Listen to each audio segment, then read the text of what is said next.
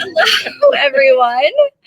The funniest thing just happened. We were really deep in conversation about today's topic, and then we realized we weren't actually live yet. So now we are live. That is too funny. We're going to stick to our day job of doing events, but for the time being, welcome. We have a new name, which I'm so excited for. But in case you don't know who we are, my name is Francesca Scalisi. This is Kim Lovett. I'm a 17-year veteran in the event industry. Kim is a 37-year veteran in the event industry and owner of arguably one of the best event companies in New Jersey. And this is our show, our live show, where we will be talking to you about everything, planning, events, what to do, what not to do, flowers, most importantly, because that's really where we kind of got our start. Yeah, of course. And how we do events in a really big way here in New Jersey. So it is different here in New Jersey than it is in other states. Definitely. New York, New Jersey, we do the a different tri-state area is very different than if you were to go somewhere Philly, else. Than going to the Midwest or going, to the Middle Atlantic states. It's super different. It is super different. So if you are just watching us, we are announcing our new name, which we are so excited about. So welcome everybody to BLOOMS and BANTER with Kim and Francesca. This is our new weekly live show we're going to be doing on a weekly basis. And again, we'll be talking about everything having to do with events, flowers, and all of those beautiful, wonderful things. So thank you for being here. Today's topic, we're going to be talking about where to start when getting married. So you just got engaged. Now what? What do you do? Where do you get started? I feel like a lot of brides, that's the first question they ask. Okay, now what? What do I do? So, Kim, would you like to? So I think that you got to settle down, got to call all the family and friends. Everybody has to know you're getting married. They're going to start asking you a million questions. Where is it? When is it? Who's going to be in it? Everybody wants to know. But, it takes, I think that you should sit down and think about the time of the year you want your wedding, the time of the day. Do you want it a Friday or a Saturday or Sunday? And now the new thing is Mondays and Thursdays are like blowing up big. And Mondays and Thursdays became so popular because there have been some really amazing venues that have come onto the scene in New Jersey. And in New York, it's always, always a little bit more expensive at the hotels or whatnot. But we have the Shadowbrook now. We have the Park Chateau. These venues are absolutely spectacular. And of course, they come at a price point. Yes. So, people want to get married at these places, and it's a little bit cost prohibitive on a Saturday night for some people. And so the venues have been offering Monday and Thursdays, and it is at a very reasonable price. And it has become just, hey, I want my wedding at this place, and that's what I'm going to do. So, and the time of the year that you get married and the day of the week and the time of the day also has everything to do with price.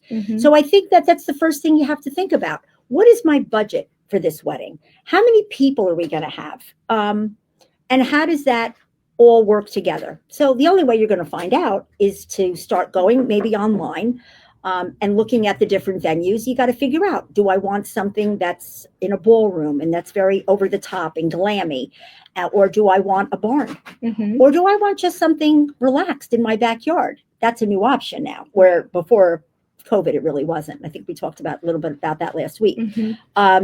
So I think that you have to think about what your style is and what is going to showcase who you are as a couple, and then start investigating these different venues. And you'll really be able to get a handle on what they look like, because you can see everything online, and then start making appointments. And that should be the first thing you do. I think that don't think about the photographer yet, and the florist, and the music and all of that stuff. It's all like kind of comes in a line. But once you get that caterer and the venue, then I think that really starts it off. And when you go to these places, you're going to be kind of blown away because I don't think anybody really has a very good grasp on what things cost. You think in your mind what they cost, and you'll get some information online, but you may go to, you know, the place that you love, right? They give you the price on a Friday, they give you your price on a Saturday night, and they give you the Sunday price. And you'll see big differences. Of course, obviously Saturday night is the most expensive. Right. So if you're that person that has to have that Saturday night black tie affair or whatnot, know that it's going to be the most expensive. Now, to get that Saturday night for a little bit less, or if that, you know, doing it in May, June, September, October is good for you and that money's not an issue, then go for it. I mean, you're in the prime time, prime wedding months now, or May, June. And June used to be the most popular, but September and October are now. Right. So, then go for it. But otherwise, you have to look for an off month. And January, February, listen, I'm doing this 37 years. I've lost 2 days in 37 years where there was a snowstorm and we couldn't do a party. 2 times in 37 years. If you know, I think that wasn't so bad. No, and it doesn't really snow here anymore. Well, not so much. I mean, I hate knock on wood, but we really haven't been getting the snow that we used to. No. So we haven't been seeing that as an issue. No, it really hasn't. I mean, we had natural disaster like Sandy. You know, that nobody could foresee that. Nobody. That was September, no less. So then you can figure out, okay, I want this place and I'm going to do it in an off month. But when you go to the caterer, they're going to give you all the options. They're going to lay it all out for you. They're going to make sure that you ask. This is very important. Make sure you ask them what the extra costs are, right? So you have, some places give you a number that will give you the cost of the catering with the taxes, gratuity, everything. It's one price. You know what you're paying at the end of the day. But other places will tell you the price of the catering, and then it's a plus they call it. So plus tax and gratuity, which is anywhere from 18 to 22%. It just depends on the gratuity of the venue. And then there's sales tax in New Jersey and in New York too. There's definitely sales tax on restaurant, food services, any of that kind of stuff. So that has to go into your budget. Is that plus? Because it will make a big difference. I mean, listen, 20% and then another 7%, that's a quarter of the budget. Then is, you know, into that. So once you get all settled out with the venue, you picked it, you love it. Time of year, date. You also have to think about, how are people going to get there? Is it really far away, right? Because we have some amazing venues up in Northwest New Jersey, you know, that are just beautiful. But most of the time, if people come to those, it's like from Central New Jersey, it's like an hour and a half. From New York, it's like an hour 45. So you got to figure out, are my guests going to come that far? And if they do come that far, can they drive home that night? Or do they need to stay over? Do you need to look into hotels and that kind of thing? You can look into the hotel later. But I think that when you're planning this, you have to think about all those things. Because it is an extra cost for your guests. And is that feasible for your crowd? So really the very first thing we would recommend is thinking about the season, time of day, time of year, and looking up venues and really what they cost. And there's a few great websites that we recommend looking at. One in particular is called Party Slate. Party Slate is an incredible website. I will put it in the comments below after we go live so that you guys can see that, but it's really just partyslate.com, really simple. And on there, not only do you get to see vendors and venues and a piece of what their work looks like, but they give you ideas on there, and it really is a wonderful place to start, which is what we're talking about. And the Knot, of course the Knot. The Knot has every single place in New York and New Jersey. They really, I think, are the quintessential. They do a really good job at organizing it. Yes. You know, dropping it, you know, bringing it into different spaces. And I think it's a really great place to start. Listen, the Knot drives so many of our clients here, and we're very grateful to the Knot. We love the Knot, very informative, and I really think it helps the bride. And their sister company is the Wedding Wire. So Wedding Wire, you'll get lots of reviews on there, and you can review out, you know, you can read things about, you know, all the vendors, and that's Right. important, you know. Right. I think it's Absolutely. important. And you'll see, this I have to say, Mhm. you'll see great reviews, Mhm. and then sometimes you see not such a good review. Right. But I think that there are all different kinds of people. Yeah, there are. And I think you have to sort through. I think that's really more of a realistic, you know, hearing from different people. There really are just so many different types of people that come with different expectations and different ideas of what things cost, and perception is everything. So that really causes a maybe a miscommunication in a lot of people's eyes, because they expected one thing and they're not understanding that this, it looks another way, or it's priced a different way. So this sparks me onto something else. Mm-hmm. So you will go to these different caterers, right? Mm-hmm. And everybody offers something different, right? Mm-hmm. So cocktail hour is a huge thing. Mm-hmm. Every place is the same thing.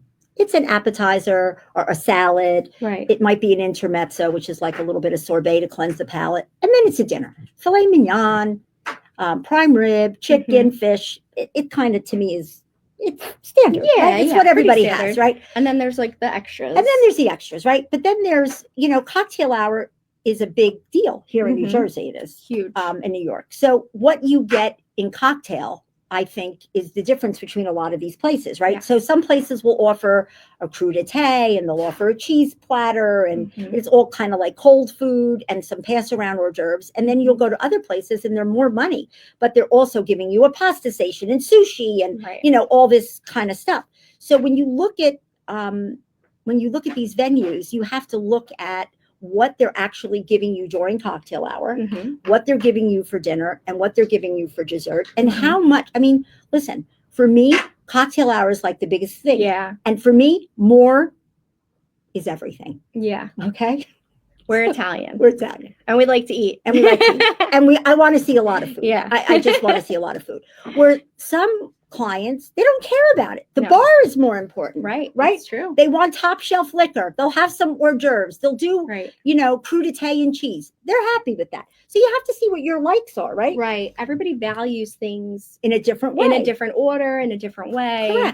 Correct. To me, absolutely. I don't care about the liquor. Yeah. I care about having sushi and having cold shrimp and a cold, that's more important to me. So you'll see what's important to you, and you'll see what they're going to offer you at these different venues. Keep a book, like keep all of your. They'll give you a copy of the proposal. Keep it, and also write notes and keep everything together. And then you go home, open it up, and decide, this is what they're giving me for this amount of money. This is what they're giving me. Be smart, investigate it, look at it, and make sure you know what you're buying. Right. Because who wants buyer's regret? Because once you sign that contract, it's over. Yeah. And then this is the other little ditty I want to give you. When you sign a contract, you sign for a minimum amount of guests, right? So Saturday nights, they usually require 150 to 200 guests at any of these, venues, because it's the most prime night. They want a certain amount of people to fill that room. And then, but on a Friday, you may only have to require 100 guests or 125. So make sure you know your numbers. Yes. And if you're going to invite 250 people, you're not going to have 250 Absolutely people. Not. You're going to have 200 people. It's about 18% less. So don't sign a contract that you're guaranteeing 250 people and you're not going to have 250. Right. Or you're guaranteeing 200 because you're inviting 200, but not everybody's going to come. And then what happens at the end is you have signed for that amount of guarantee. Yeah. And you will be paying for 250. Regardless of how many people come. Exactly. So that is and most caterers will tell you that, but sometimes it doesn't come up in the conversation. So you have to be careful. That's definitely a point where I think that you really, have to know everything that you're getting, and you have to know all these numbers, and it's important. It's being educated. And that's why we're here, kind of telling you about these things, right? These things that not everybody talks about. Nobody and you don't talks go and buy them. these things out in a store, so we're here to really give you all of the information, Right. so you're prepared when you Right. go into these meetings and you make some decisions for. Right. And there's no refunds. Right. So it's like, Right. you know, you buy something at It's not like Target. Amazon. Right. And or Target. You're No returning returns something. at Kohl's. There's no returns. There's no returns. So these are things. And I think that it's important. If you have questions, ask them. There Mhm. are, like on the Knot website, there's things that there's these, you know, papers, sheets that will tell you the questions to ask. And if Mhm. you have a question, always Yeah, email ask us. us. Ask Yeah, us. put it in the comments below. We'll create a Oh. whole show around what you want to learn more of. Correct. So Correct. that's really how we're going to navigate what we talk about week to week. Right. So if there's questions about what we just said this week, Mhm. email them to us, Yep. wherever you do in here, and Comment below. comment below, and we'll address those questions at the beginning of the show next week. Yes. And you know where to find us, info@marqueeflorals.com. If Yep. you have a question, and we'll answer for you. Yep, We'll email you back. absolutely, It's not a problem. So yeah. Then what's the next thing to do, Fran, after So we book the venue? just to recap, we want to figure out the timing, right? Your season, your time of year, all of that. Have an idea at least. And the second thing we talked about doing is making a list of who is invited, so you have an idea of how many people you're going to have. Really important to do first and foremost, I would say, even before you go to venues. I think you should have a very good idea about how many people you're Right. going to be inviting. And then I think doing research on the types of vendors that you want. For example, you may be partial to a DJ, or you may prefer to do a band. Kind of seeing like what your preferences are, so you know where to start doing your research, because research is definitely, I would say, the next thing to do on the list after you figure out a venue and a time. Do your research to see who do you like, who do you feel like you have a very good relationship with. Take your notes in your notebook. In fact, I'm gonna link a planner afterwards, so that you guys can see a planner that's out there that you can use. But I think the research is really important. You need to have some type of book to really figure out what it is you want, you like, and also what you don't like and what you don't want, because us vendors, we need to know that in order to figure you out, you know, whether it's your aesthetic, your type of music that you like, the type of food that you want to have.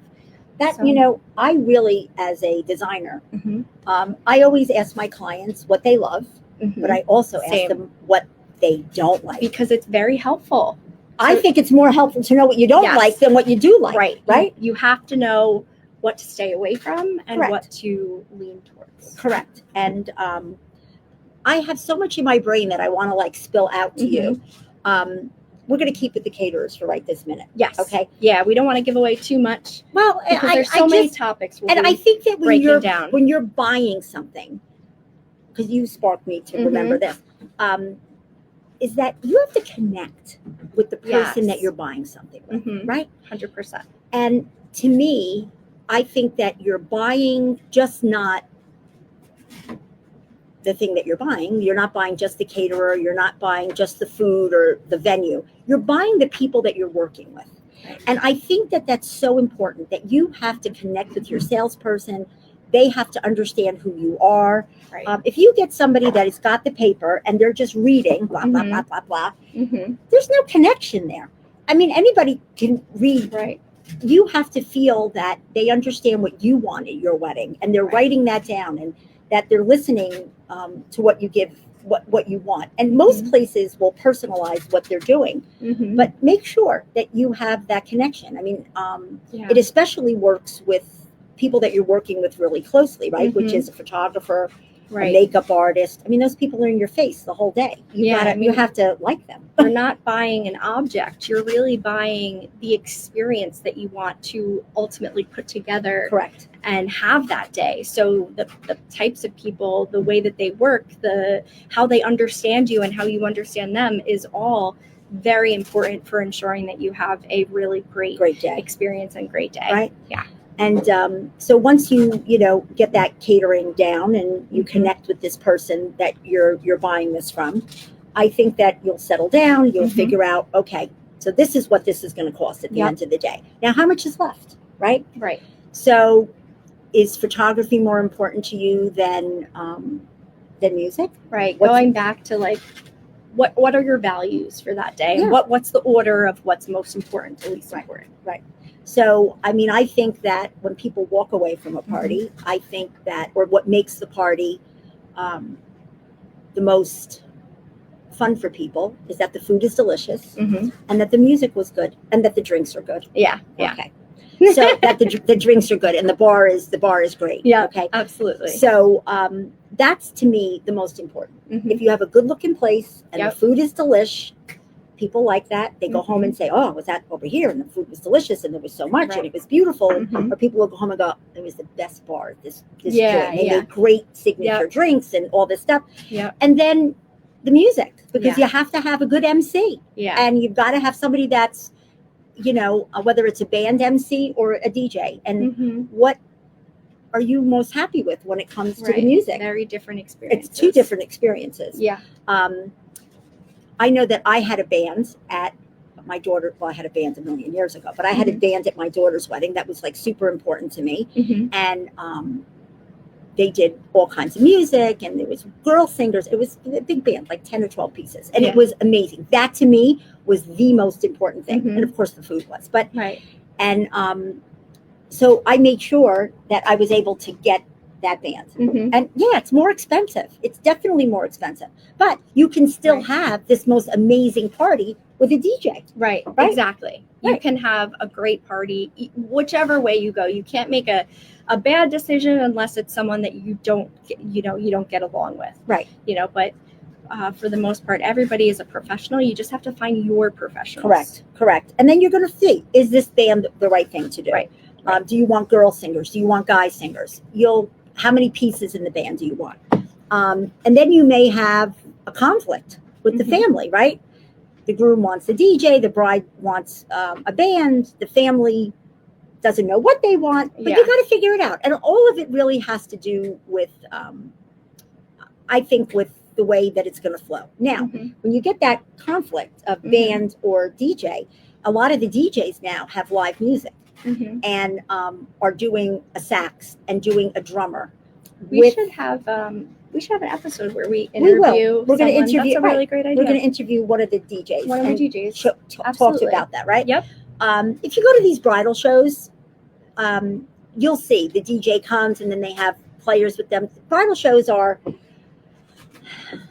We hate bridal shows, but to be quite honest, but we go to them and it's good information. It's good information. Yeah. You got to go to a good, solid bridal show.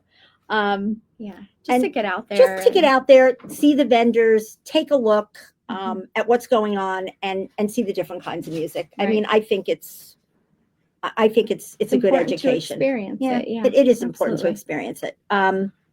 So you'll decide about your music and how that works. And, band is sometimes 3-4 times the price of a DJ. So you got to kind of weigh that out. Yep. Right. And you'll figure that into the budget. And then it's the photos. Yeah. So those are the few things. That's where I would start. The three bigs, I think, are the three bigs. Right. Is the caterer, the music, and then the photography. Right. And, there's so many different kinds of photographers. I mean, there's traditional, right?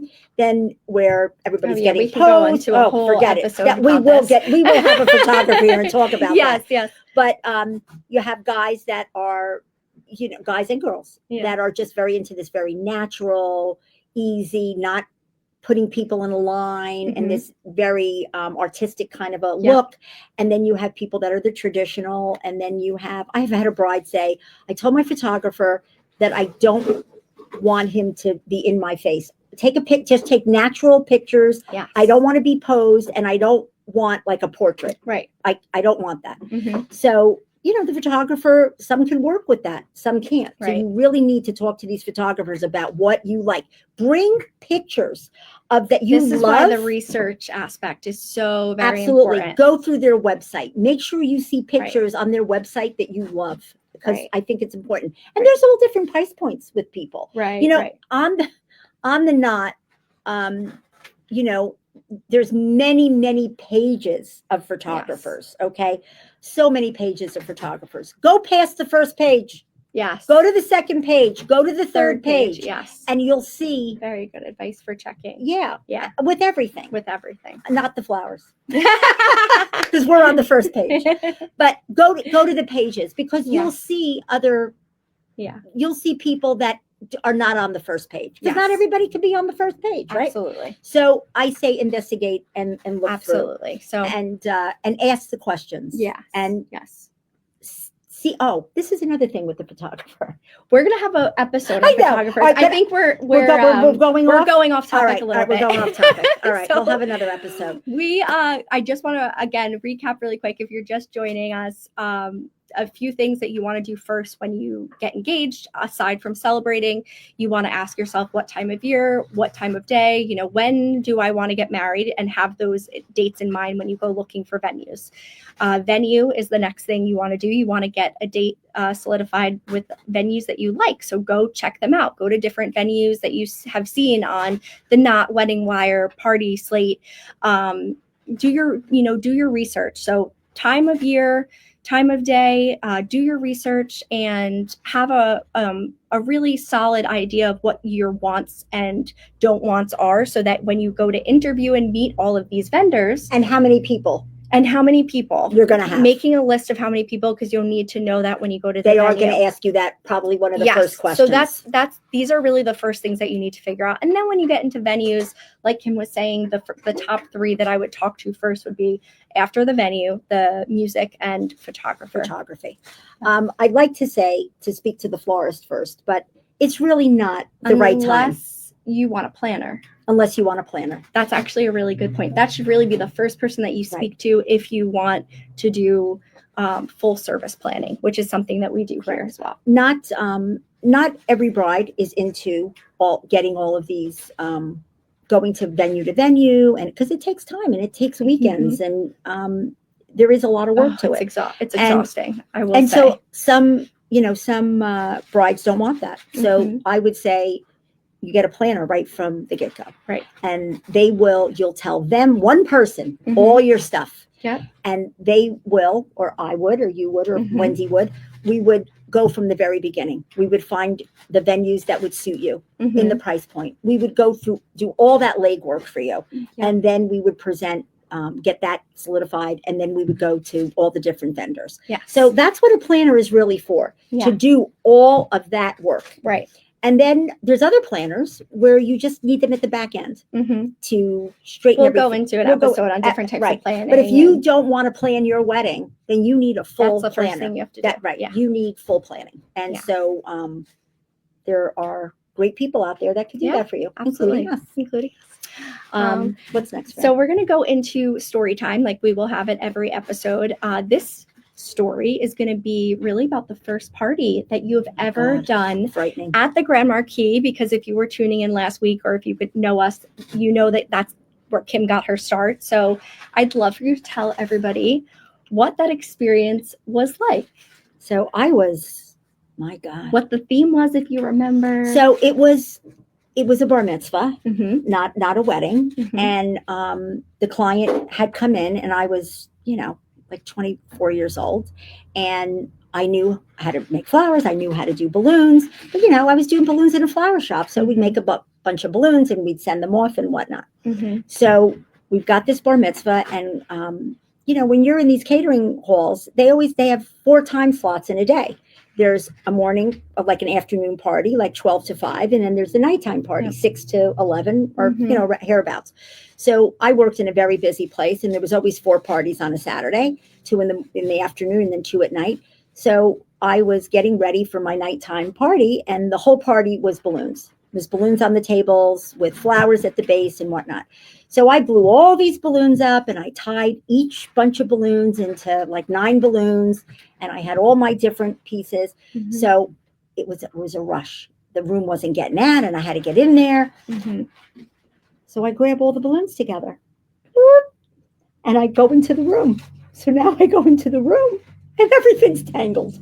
Everything is tangled. I'm like, oh my God, what am I going to do? Right. I'm panicking.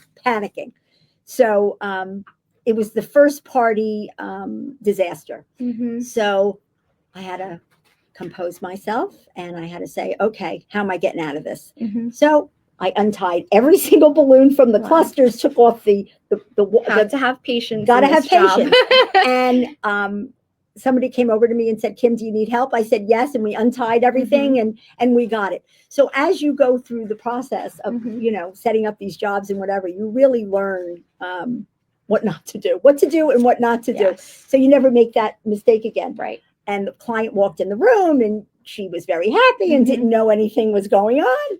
But behind the scenes, I was like, had my heart in my throat and saying to myself, oh my gosh. And, you know, it's always that first party. Yeah. There's that first party nightmare. That's interesting. I feel like since I started doing this, every mistake I've ever made has taught me something and made me better at my job. And I feel like that's one of the things that makes Marquee Floral so great, is that we just do events here and we've been around, thanks to Kim, for 37 years. So almost every single situation, we've seen it, we've been through it. So because we're so seasoned and experienced in what to do in all of these different types of situations that will happen, and because we're experienced, we're calm and collected, and we know what to do, I think that just makes us really stand out apart from going to like a retail florist, for example. Nothing against retail florists, they're incredible.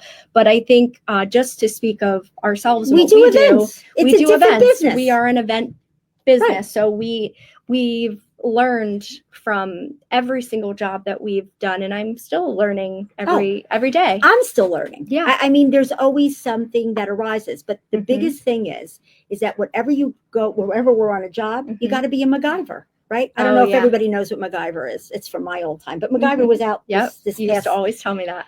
You have to be a MacGyver. You have to figure it out. You have to figure it out. There is always a solution to every problem, and you have to figure it out, and it gets figured out. And the most important thing the way to do it is that the client never knows. Of course. That, you know, you don't want to ever tell a bride tell that bar mitzvah mother, oh, your balloons were all tangled and I need 10. You don't want to make anybody nervous. You just got to get it done. Gotta get it done. And exactly. that's the thing with event people, event florists, is that we're trained to do a wedding and event. We're not delivering flowers to the hospital, to the funeral home. It's a different business. And so the team is trained on how to go into a catering hall and to get it done and to change a room and to do all that stuff. So we can talk about a million things. We can be here till next week. We're going to continue every single week. We're going to be back here. Thank you so much for tuning in to Blooms and Banter. Please follow our team on Instagram, Facebook, Pinterest, TikTok, everywhere where you go on social media. We're pretty much there. And please share this with anyone that has a celebration coming up. Next week we'll be here again. This week we had to come on a little bit earlier because we had an engagement at 4:00, but we will be back to regular programming at 4:00 next week. So even though on the bottom here it says every Wednesday at 4, today we had to go on a little bit earlier, but we will be back at our 4 p.m. slot next week, and we'll see you right here at Blooms and Banter. Thanks, everybody. Farewell for now. See ya. Bye. Bye.